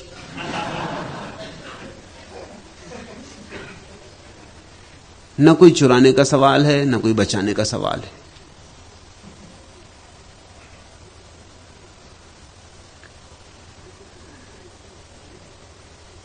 जीवन एक अभिनय है, लेकिन उसी के लिए पूर्ण अभिनय हो पाता है जो शून्य को उपलब्ध हो जाता है। हंसीबा खेलीबा धरीबा ध्यानम, फिर तो ध्यान भी खेल ही है, हंसी ही है। मुझसे लोग पूछते हैं कि यह आपका आश्रम कैसा, यहां लोग हंसते हैं, नाचते हैं, खेलते हैं, कूदते हैं, और कैसा आश्रम हो सकता है? हंसीबा खेलीबा धरीबा ध्यानम। अहिनिस कथिवा ब्रह्म ज्ञानम, और फिर तो वह जो भी बोलता है वही ब्रह्म ज्ञान है। अहिनिस, जैसे उठता है, जैसे बोलता है, चुप रह जाए तो चुप रहने में ब्रह्म ज्ञान है, बोले तो बोलने में ब्रह्म ज्ञान है, नाचे तो नाचने में ब्रह्म ज्ञान है, और शांत बैठ जाए तो शांत बैठ जाने में ब्रह्म ज्ञान है। उसका सारा व्यक्तित्व ब्रह्म को समर्पित हो गया, समग्र को समर्पित हो गया। अब वह व्यक्ति अलग नहीं है, इसलिए तो हंसता है, खेलता है। अब परमात्मा की लीला का अंग हो गया है। हंसे खेले न करे मन भंग, इसलिए हंसो और खेलो और मन को व्यर्थ गंभीर करके दुखी और परेशान ना हो जाओ, मन भंग ना करो। लेकिन तुम देखते हो कुछ लोग सांसारिक अर्थों में बड़े परेशान हैं और कुछ लोग धार्मिक अर्थों में बड़े परेशान हैं। दोनों का मन भंग हो रहा है। एक धन के पीछे दौड़ा जा रहा है, उसका मन भंग हुआ। एक धन से घबरा के भागा जा रहा है, उसका मन भंग हुआ। एक कहता है कि जितनी ज्यादा स्त्रियां मुझे मिल जाएं उतना अच्छा, और एक कहता है कहीं स्त्री ना दिख जाए नहीं तो सब गड़बड़ हो जाए। मगर ये दोनों के मन भंग हैं। इन दोनों को हंसी खेल नहीं आया, इन्हें जिंदगी में लीला की कला नहीं आई। ये बड़े गंभीर है, ये बड़े ही अति गंभीर है। इनकी गंभीरता इनकी बीमारी है। हसीबा खेलिबा धरिबा ध्यानम अहिनिस कथिबा ब्रह्म ज्ञानम, हंसे खेले न करे मन भंग। इसलिए कहते हैं हंसो खेलो, मन को भंग ना करो। ते निश्चल सदा नाथ के संग, तो इसी हंसी खेल में डूबे डूबे, इसी मौज इसी लीला में पगे पगे नाथ के सदा संग हो जाओगे। ते निचल सदा नाथ के संग, प्रतिपल फिर परमात्मा तुम्हारा साथ रहेगा। साथ कहना भी शायद ठीक नहीं, तुम एक ही हो गए, वही अर्थ है। नीचल सदा नाथ के संग, एक क्षण को भी साथ नहीं छूटता, साथ सातत्य बन गया। अहिनिस मनले उन्मन रहे, प्रतिपल उठते बैठते जागते सोते एक ही ख्याल रहे। मन ले उन्मन रहे, मन को अमन बनाना है, जिसको ज़ेन फकीर कहते हैं नो माइंड, उन्मन। चित्त को शून्य कर देना है। मन क्या है? अतीत के विचार, भविष्य की योजनाएं, यही मन है। जो हो चुका उसका शोरगुल, जो होना चाहिए उसकी अपेक्षाएं, यही मन है। ना अतीत रह जाए ना भविष्य रह जाए, फिर क्या है? वर्तमान है, हसीबा खेलीबा धरीबा ध्यानम। फिर तो यह शुद्ध वर्तमान रह जाता है, जिसमें विचार की कोई छाया भी नहीं पड़ती, और अतीत है नहीं, उसी में तुम उलझे हो, और भविष्य अभी हुआ नहीं, उसमें तुम उलझे हो। कुछ लोग अतीत उन्मुख हैं, उनकी आंखें पीछे गड़ी, और कुछ लोग भविष्य उन्मुख हैं, उनकी आंखें आगे गड़ी, और दोनों वंचित रह जाते हैं उससे जो है, और जो है अभी इस क्षण वही परमात्मा का रूप है। इसी क्षण जियो, क्षण क्षण जियो, फिर कैसी उदासी। तुमने कभी एक बात पर ख्याल किया? वर्तमान में सदा रस है और वर्तमान में सदा आनंद है। जब तुम कभी दुखी हो तो थोड़ा सोचना, दुख या तो अतीत के संबंध में होता है या भविष्य के संबंध में। या तो जैसा तुम करना चाहते थे नहीं कर पाए, अतीत में उसका दुख होता है, या भविष्य में जैसा तुम करना चाहते हो वैसा कर पाओगे या नहीं कर पाओगे, उसके संबंध में चिंता और पीड़ा होती। कभी तुमने इस पे ख्याल किया, इस छोटे से सत्य को कभी देखा कि वर्तमान में कोई दुख नहीं है, कोई चिंता नहीं। इसलिए वर्तमान मन को भंग नहीं करता, चिंता मन को भंग करती। वर्तमान में दुख होता ही नहीं, वर्तमान दुख को जानता ही नहीं। वर्तमान का इतना छोटा क्षण है कि उसमें दुख समा ही नहीं सकता। वर्तमान में स्वर्ग ही समा सकता है, नरक नहीं समा सकता। नरक का बड़ा विस्तार है। वर्तमान में तो सिर्फ शांति हो सकती है, सुख हो सकता है, समाधि हो सकती। अहिलिस मन ले उन्मन रहे, तो मन को उन्मन कर दो, मन को पहुंच डालो। मतलब हुआ अतीत और भविष्य को सोचो मत। ये क्षण जो आया, अभी ही थोड़ा इसका स्वाद लो। यह जो क्षण है, ये दूर ट्रेन के गुजरने की आवाज, सन्नाटे में बैठे हुए लोग, प्रेम पगे मेरी बात को सुनते हुए, मेरी तरफ अपलक देखते हुए तुम, वृक्षों पर पड़ती हुई धूप, हवा के झोंके। अभी कहां दुख, कैसा दुख? इस क्षण में सब सुख है। इस सुख को गहराओ, इस सुख को पियो। यही मदिरा है जो ढालनी, यही मधुशाला है जिसके अंग हो जाना है। एक क्षण से ज्यादा तो कभी कुछ मिलता नहीं, दो क्षण एक साथ तो मिलते नहीं, बस एक क्षण को जियो। जीसस ने अपने शिष्यों को कहा, देखते हो खेत में उगे हुए लिली के फूलों को, इनका सौंदर्य क्या, इनके सौंदर्य का राज क्या? गरीब लिली के फूल, इनके सौंदर्य का रहस्य क्या है? इनकी सुगंध कहां से उठती? और मैं तुमसे कहता हूं, जीसस ने कहा कि सम्राट सोलोमन भी अपने परम वैभव में इतना सुंदर नहीं था जितने ये लिली के फूल। राज क्या है इनके सौंदर्य का? इनके सौंदर्य का राज एक है, जो गया गया, जो आया नहीं आया नहीं। इन्हें ना बीते कल की चिंता है, ना आने वाले कल की चिंता, ये बस यही है। इसलिए जीसस ने अपने शिष्यों को कहा, कल की मत सोचो, सब सोच कल का है। इस क्षण में कोई सोच नहीं होता, और जहां सोच नहीं है, जहां विचार नहीं है, जहां चिंता नहीं है, वहां मन नहीं है, और जहां मन नहीं है वहां परमात्मा है। मन मर जाए तो परमात्मा का अनुभव हो जाए। मरो हे जोगी मरो, छाड़े आशा रहे निराश। आशा करते हो उससे ही मन पैदा होता है। मन है और की मांग, मन कहता और जो भी दे दो वही कम, और चाहिए। ये और की बीमारी ऐसी पुरानी बीमारी है कि कितना ही देते चले जाओ, मन अपनी आदत से पुराना मांगता चला जाएगा।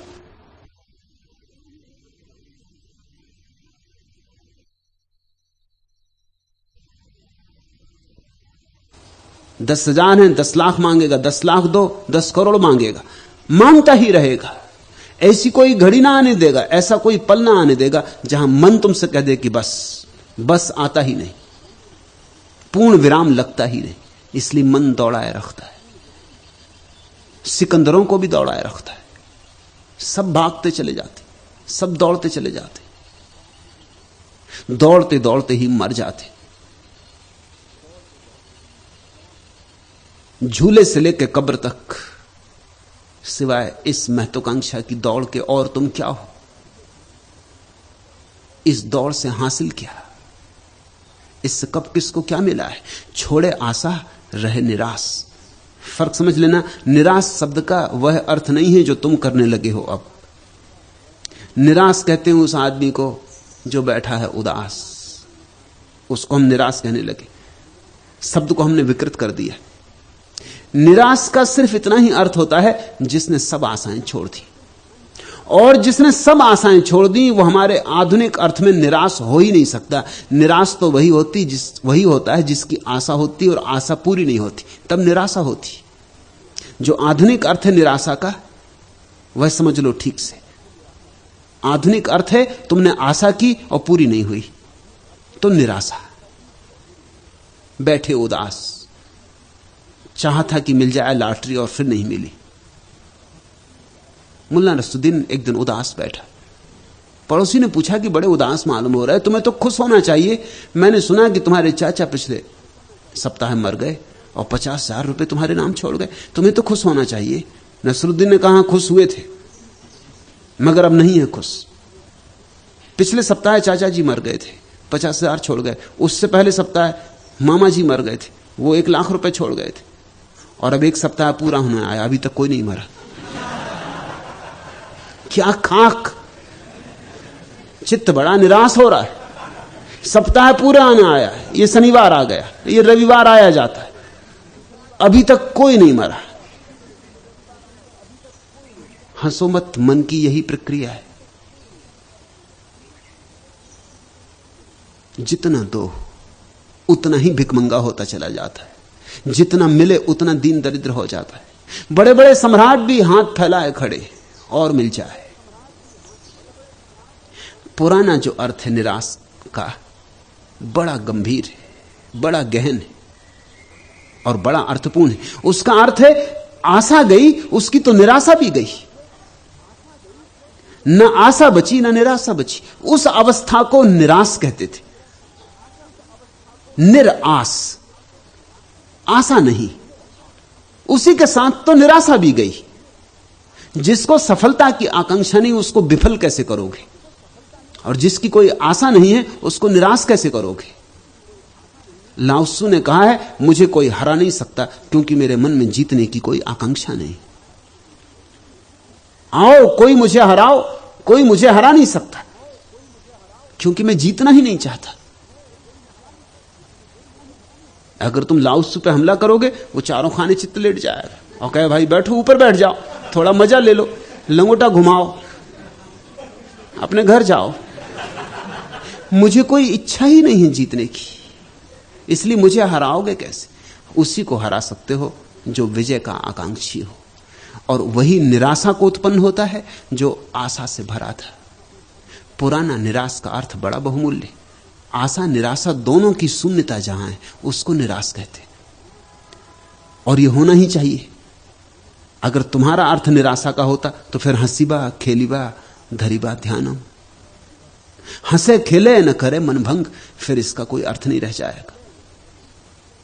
नहीं, निराश का अर्थ है हमने सब आशाएं छोड़ दी, अब हम मांगते ही नहीं, हम भिखमंगे ना रहे।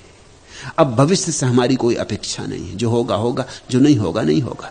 जो होगा हम उसमें मस्त हैं, हंसीबा खेलीबा धरीबा ध्यानम। जो है हम उसमें आनंदित हैं। जैसा है उससे हमें रत्ती भर भिन्न की कोई आकांक्षा नहीं है। उसने अब तक दिया है, देता रहेगा। हर घड़ी हम आनंद से जिए। और एक बड़े मजे की बात है कि जो जितना आनंद से जीता है उतना ज्यादा आनंद उसे मिलता है। जो जितना ज्यादा दुखी जीता है उतना ज्यादा दुख उसे मिलता है, क्योंकि हम जो अपने प्राणों में पैदा करते हैं वही आकर्षित होने लगता है हमारी तरफ। हम चुंबक बन जाते। जीसस का प्रसिद्ध वचन है कि जिनके पास है उन्हें और दिया जाएगा, और जिनके पास नहीं है उनसे वही भी छीन लिया जाएगा जो उनके पास है। बड़ा कठोर वचन लगता है, बड़ी अन्यायपूर्ण बात हो गई ये तो, कि जिनके पास है उन्हें और दिया जाएगा, और जिनके पास नहीं है उनसे वही भी छीन लिया जाएगा जो है।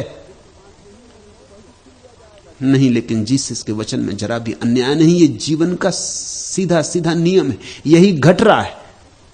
अगर तुम आनंदित हो तुम और भी आनंदित हो जाओगे। तुम अगर हंस सकते हो तुम्हारी हंसी में और चार चांद जुड़ते जाएंगे। तुम अगर नाच सकते हो तुम्हारे नाच में और छंदबद्धता आ जाएगी। तुम अगर गा सकते हो आकाश तुम्हारे साथ गाएगा, पर्वत श्रृंखलाएं तुम्हारे साथ गाएंगी, चांद तारे तुम्हारे साथ गाएंगे। और तुम अगर रोने लगे और तुम अगर बेचैन होने लगे तो चारों तरफ से बेचैनियां तुम्हारी तरफ चलने लगेंगी। तुम जो हो उसी को तुम आकर्षित करते हो। यह जीवन का परम नियम है। तुम जैसे हो वही तुम्हारे पास आता है। इसलिए सुखी आदमी और सुखी होता जाता है, शांत आदमी और शांत होता जाता है, अशांत आदमी और अशांत होता जाता है, दुखी आदमी और दुखी होता जाता है। तुम्हारा अभ्यास बढ़ता जाता है। दुखी आदमी दुख का अभ्यास कर रहा है। मुल्ला नसरुद्दीन अपने डॉक्टर के पास गया, सुबह सुबह खांसता खकारता। डॉक्टर ने कहा कि नसरुद्दीन क्या हालत है, खांसी कुछ अच्छी मालूम होती? उसने कहा अच्छी क्यों नहीं होगी, 3 सप्ताह से अभ्यास कर रहा हूं।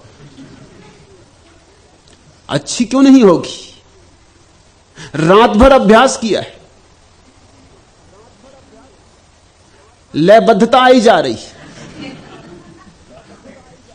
साज बैठा जा रहा है, अच्छी क्यों नहीं होगी? लोग दुख में भी कुशल हो जाते हैं, ख्याल रखना। मैं जानता हूं हजारों लोगों को दुख में कुशल हो गए, दुख के कलाकार हैं वे।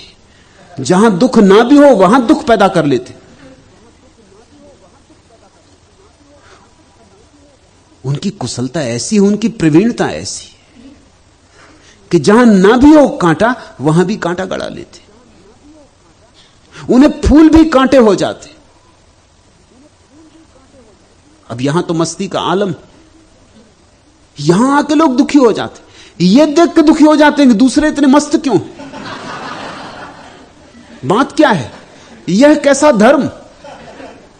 धर्म से उनका प्रयोजन है, बैठे हैं अपनी अपनी कब्र पर, एक पांव कब्र में डाले, माला हाथ में लिए, मुर्दे ठूंठ, सब पत्ते झड़ गए, न कोई फूल लगता है, न कोई पक्षी बोलते। तब वो कहते हैं आहा, यह है धर्म। महात्मा बहुत पहुंचे हुए। तुम दुखी हो गए हो, तुम दुख की ही भाषा समझ पाते हो। अब तुम दुख को ही पहचान पाते हो। तुम्हारे दुख के संबंध में इतनी कुशलता हो गई कि दुखी से ही तुम्हारा संबंध जुड़ पाता है। तो जितना कोई महात्मा अपने को सताए, गलाए, परेशान करे, उतनी भीड़ उसके पास इकट्ठी होने लगती। मुझसे लोग पूछते हैं कि आपके पास भारतीय लोग कम क्यों आ रहे हैं? उसका कारण है भारत दुख में निष्णात हो गया है। हजारों साल में इसने स्वयं को कष्ट देने की कला में खूब कुशलता पा ली। कांटे बिछाते हैं लोग, उन पर सोते, जैसे कि बिना कांटों को उन्हें नींद ना आएगी। वैसे ही आग बरस रही, वो और धुनी लगा के बैठते। शरीर वैसे ही मिट्टी हुआ जा रहा, उस पर और राख पोतते।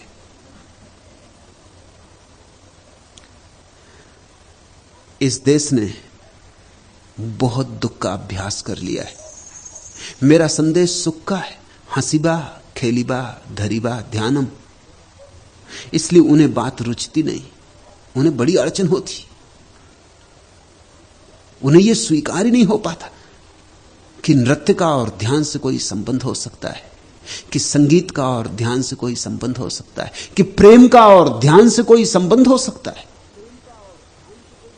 उन्हें यह बात समझ में नहीं आती, और तब निश्चित ही वे मेरे प्रति क्रोध से भर जाते। इस अपूर्व स्थल के प्रति उनके मन में सिवाय द्वेष के और दुश्मनी के कुछ भी पैदा नहीं होता। उन्होंने अपने दुख को खूब मजबूती से पकड़ा है, वे दुख को छोड़ने को राजी नहीं। और जब तक इस देश से दुख की यह आदत न टूटेगी, तब तक इस देश के सौभाग्य का उदय होने वाला नहीं। और मैं तुमसे कहता हूं कि धर्म का यह आदेश है नहीं कि तुम दुखी हो जाओ। धर्म आनंद की खोज है, तभी तो हमने परमात्मा को सच्चिदानंद कहा है। धर्म परम आनंद की खोज है। और इस जगत के आनंद, छोटे छोटे आनंद, उस मंदिर की सीढ़ी बना लेने। इस जगत के सुखों को छोड़ के सच्चिदानंद मिलेगा, यह बात गलत है। क्योंकि जो इस जगत के आनंद लेने को भी राजी नहीं है, वो परमात्मा को झेलने का साहस कब जुटा पाएगा। जो छोटे छोटे सुख नहीं ले पाता, वो उस बड़े सुख को कैसे झेल पाएगा। जो चुल्लू भर पानी नहीं पी पाता, जब सागर उसके कंठ में उतरेगा तो कैसे पी पाएगा? नहीं, वो डूब जाएगा, मर जाएगा।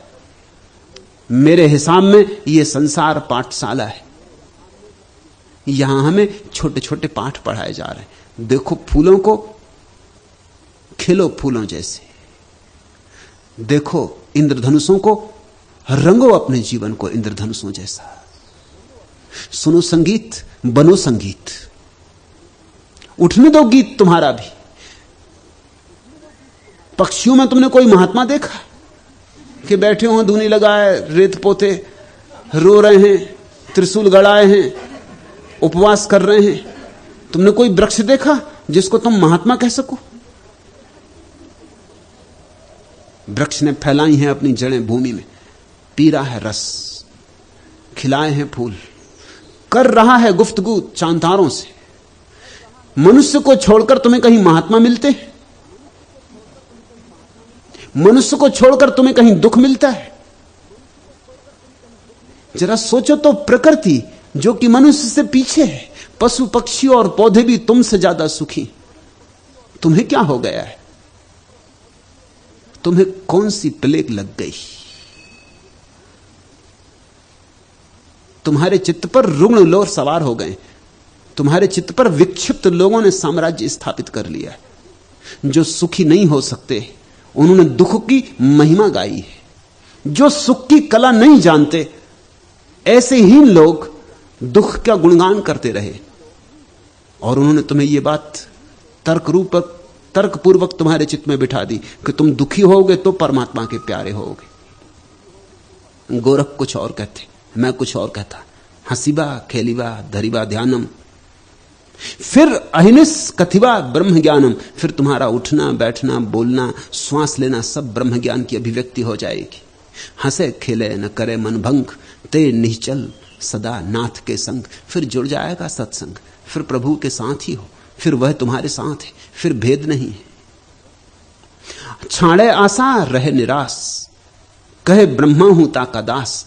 और आदमियों के तो क्या बात, वो जो ब्रह्मा है वह भी आके तुम्हारे आनंद से भरे हुए जीवन को नमस्कार करेगा, कहेगा कहे ब्रह्मा हूं ताका दास। देवता भी उसकी स्तुति करते। जो मनुष्य आनंद मग्न हो जाता है देवता भी उसके प्रति ईर्ष्या से भरते। अभी तो तुम्हारी दशा ऐसी हो गई कि नरक में जो नारकी है वो भी तुम पर दया करते होंगे, वो भी सोचते होंगे कि कहीं कोई हमसे पाप ना हो जाए, नहीं तो पृथ्वी पे पैदा होना पड़े। और विशेषकर पुण्य भूमि भारत में कोई पाप ना हो जाए नरक में, नहीं तो पुण्य भूमि भारत भेजे जाएंगे। ऐसी नरक में अफवाहें उड़ी। एक जमाना था कि हमने ऐसी कथाएं लिखी थी कि जब बुद्ध को ज्ञान हुआ तो देवता उतरे आकाश से उनके चरणों में सिर झुकाने। जब महावीर जागे तो फूल बरसे आकाश से, देवता आए सुनने। क्योंकि जब कोई व्यक्ति परम आनंद को उपलब्ध होगा तो देवताओं को भी ईर्ष्या होगी, क्योंकि देवता अभी परम आनंद को उपलब्ध नहीं है, पुण्य का फल भोग रहे हैं। फल चुक जाएगा, कल वापस लौटाना पड़ेगा। उनका सुख कितना ही लंबा हो अस्थाई है। शाश्वत सुख तो वही जानता है जो नाथ के सदा संग हो गया। अभी वे सदा संग नहीं है। अर्धे जाता ऊर्ध्वे धरे, काम दग्ध जे जोगी करे, बड़ा बहुमूल्य सूत्र है। अर्धे जाता ऊर्ध्वे धरे, काम दग्ध जे जोगी करे। उस योगी का काम दग्ध हो जाता है जो अपने आनंद को नीचे नहीं जाने देता, ऊपर ले जाता है। अर्धे जाता ऊर्ध्वे धरे, जो नीचे की तरफ बह रहा है उसी रस को ऊपर की तरफ उठाने लगता है। 3 शब्द समझ लेना। एक है काम, काम है सुख नीचे की तरफ बहता हुआ। दूसरा शब्द है प्रेम, प्रेम है सुख मध्य में अटका हुआ, न नीचे जा रहा न ऊपर जा रहा। और तीसरा शब्द है प्रार्थना, प्रार्थना है सुख ऊपर जाता हुआ। ऊर्जा वही है, काम में वही ऊर्जा नीचे की तरफ जाती है, प्रेम में वही ऊर्जा बीच में स्थिर हो जाती, प्रार्थना में वही ऊर्जा पंख खोल देती, आकाश की तरफ उड़ने लगती। इसलिए मैंने कहा संभोग और समाधि संयुक्त हैं, एक ही ऊर्जा है, एक ही सीढ़ी है। नीचे की तरफ जाओ तो संभोग, ऊपर की तरफ जाओ तो समाधि, और दोनों के मध्य में प्रेम है। प्रेम द्वार है, प्रेम दोनों का द्वार है। प्रेम संभोग का भी द्वार है। अगर तुम्हारी ऊर्जा नीचे की तरफ जा रही तो प्रेम संभोग का द्वार बन जाएगा, और अगर तुम्हारी ऊर्जा ऊपर की तरफ जा रही तो प्रेम समाधि का द्वार बन जाएगा। प्रेम बड़ा अद्भुत है, सेतु है, क्योंकि मध्य है। अर्धे जाता ऊर्ध्वे धरे, वो जो नीचे की तरफ तुम्हारी ऊर्जा बह रही काम वासना में, अब धीरे धीरे जागो, उसी ऊर्जा को ऊपर की तरफ ले चलना है। और जिस ऊर्जा को ऊपर ले जाना हो उससे लड़ना मत, क्योंकि जिससे तुम लड़े उससे संबंध छूट जाता है। जिससे तुम लड़े उससे तुम भयभीत हो जाते हो, जिससे तुम लड़े उसका तुम दमन कर देते हो, और जिसका दमन हो जाता उसका ऊर्ध्वगमन नहीं हो सकता। इसलिए गोरख ने और गोरख के पीछे चलने वाले नाथ पंथियों ने काम वासना का दमन नहीं कहा, काम वासना का ऊर्ध्व गमन। भेद समझ लेना, तुम्हारे तथाकथित धार्मिक गुरु काम वासना का दमन सिखाते हैं, दबा डालो। दबाने से क्या होगा? काम वासना को निखारना है, दबाना नहीं। काम वासना हीरा है, कीचड़ में पड़ा, कीचड़ धो डालनी है, मगर हीरा थोड़ी फेंक देना है। कीचड़ के कारण हीरा मत फेंक देना, नहीं तो पीछे बहुत पछताओगे। और यही हालत तुम्हारे साधुओं की है, उनकी हालत तुमसे बदतर हो गई। तुम्हें हीरा नहीं मिला क्योंकि तुम्हारा हीरा कीचड़ में पड़ा है, उनने कीचड़ छोड़ दी, साथ हीरा भी छूट गया। धोबी के गधे हो गए, न घर के न घाट के, दुविधा में दो ही गए, माया मिली न राम। समाधि का कुछ पता नहीं चल रहा है, संभोग से जो थोड़ी बहुत सुख की कभी झलक किरण मिलती थी वो भी दूर हो गई। इसलिए 24 घंटे चित्त उनका रुग्ण है, कहीं भी जड़ें ना रही। जमीन से जड़ें उखाड़ ली और आकाश में जड़ें जमाने का राज नहीं आया। राज इस बात में है, हीरे को निखारना है, साफ करना है, कीचड़ धो डालनी है। कीचड़ से कमल हो जाता है, तो कीचड़ से घबराओ मत। इसलिए कमल का एक नाम है पंकज। पंकज का अर्थ होता है पंख से जो हो जाए, कीचड़ से जो हो जाए। कीचड़ से कमल हो जाता है। इतना बहुमूल्य, इतना प्यारा रूप, इतना सौंदर्य प्रकट हो जाता है। काम की कीचड़ में राम का कमल छिपा है।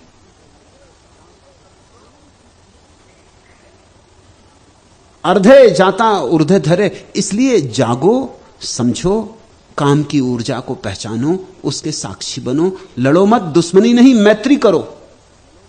मित्र को ही फुसलाया जा सकता है ऊपर जाने के लिए। हाथ में हाथ लो काम ऊर्जा का, ताकि धीरे धीरे तुम उसे प्रेम में रूपांतरित करो। पहले तो काम को प्रेम में रूपांतरित करना होगा, फिर प्रेम को प्रार्थना में। ऐसे ये 3 सीढ़ियां पूरी हो जाएं तो तुम्हारे भीतर सहस्त्रार खुले, शून्य गगन में उस बालक का जन्म हो। ख्याल रखना, काम से भी बच्चों का जन्म होता है, संभोग से भी बच्चे पैदा होते, और समाधि से भी बालक का जन्म होता है। वह बालक तुम्हारी अंतरात्मा है, वह बालक तुम्हारा भव्य रूप है, दिव्य रूप है। जैसे तुम्हारे भीतर कृष्ण का जन्म हुआ, कृष्णाष्टमी आ गई, तुम्हारे भीतर बालक कृष्ण जन्मा। गगन शिशिर में बालक बोले, ताका नाव धरोगे कैसा। अर्धे जाता ऊर्ध्वे धरे, काम दग्ध जे दोगी करे। और वही योगी काम को दग्ध कर पाएगा जो नीचे जाती ऊर्जा को ऊपर की तरफ संलग्न कर लेता है। लड़ने की बात नहीं है। तजय आलिंगन काटे माया। जो क्षुद्र है, नीचा है, जो तुमसे बाहर है, उससे धीरे धीरे अपना आलिंगन छोड़ो। धीरे धीरे उसमें अर्थ है, ये बात छोड़ो, उसमें अर्थ है नहीं। अर्थ तुम्हारे भीतर छिपा है। तजय आलिंगन काटे माया। ममता, मोह, लोभ धीरे धीरे छोड़ो, क्योंकि तुम जिस चीज को बाहर पकड़े हो वह तो मौत छीन लेगी। उसे मौत से छीनने के पहले छोड़ दो तो तुम्हारा बड़ा पुरस्कार है, तुम फिर धन्यभागी हो। क्योंकि जो मौत के पहले ही चीजों को छोड़ देता है उसकी फिर मौत नहीं आती, फिर उसके पास कुछ बचते नहीं जो मौत छीन ले जाए। उसने खुद ही छोड़ दिया। इसी का नाम सन्यास है। और छोड़ने का अर्थ भागना नहीं। जो भागता है वो तो पकड़े इसलिए भागता, नहीं तो भागेगा क्यों। अगर कोई पत्नी को छोड़ के जंगल भागता उसका मतलब पत्नी को पकड़े हुए, नहीं तो डर क्या है, भय क्या है। मैं अपने सन्यासी को कहता हूं जहां हो वहीं छोड़ा जा सकता है। भागने की बात तो भूल भरी है, भागना कायरता है। छोड़ना भागने से नहीं होता, छोड़ना जागने से होता है। सिर्फ जाग के देखो, धीरे धीरे होश संभालो और तुम पाओगे उस होश के प्रकाश में जो व्यर्थ है व्यर्थ दिखाई पड़ जाएगा। और जो व्यर्थ दिखाई पड़ गया उस पर तुम मुट्ठी बांध के ना रख सकोगे, उससे आलिंगन छूट जाएगा। तजय अलिंगन काटे माया, ताका विष्णु पखाले पाया। उसका पैर दबाने विष्णु आ जाते। हिम्मत के वचन जिसने कहे होंगे जरूर हिम्मतवर आदमी था, इसलिए गोरख को मैं नहीं छोड़ पाता, 4 में गिनती मुझे करनी पड़ती। विष्णु से पैर दबवा दे जो लोगों के, उसकी कुछ तो हिम्मत है, कुछ साहस है, कोई साधारण आदमी नहीं है। मरो वे जोगी मरो, मरो मरण है मीठा, तिस मरणी मरो, जिस मरणी गोरख मरी दीठा। प्रेम में मरना होता है, प्रेम मृत्यु है, और जो मरता है वही पाता है शाश्वत को, अमृत को। यह न रहीम सराहिए लेन देन की प्रीति, प्राणन बाजी राखिए हार होए के जीत। यह न रहीम सराहिए देन लेन की प्रीति, प्राणन बाजी राखिए हार होए के जीत। जीतो की हारो, प्राण बाजी पर लगाने होंगे तो ही। ये प्रेम कोई लेन देन का मामला नहीं है, ये कोई व्यवसाय नहीं है, तुम अपना पूरा दांव पर लगा देते हो, ये जुए का दांव है।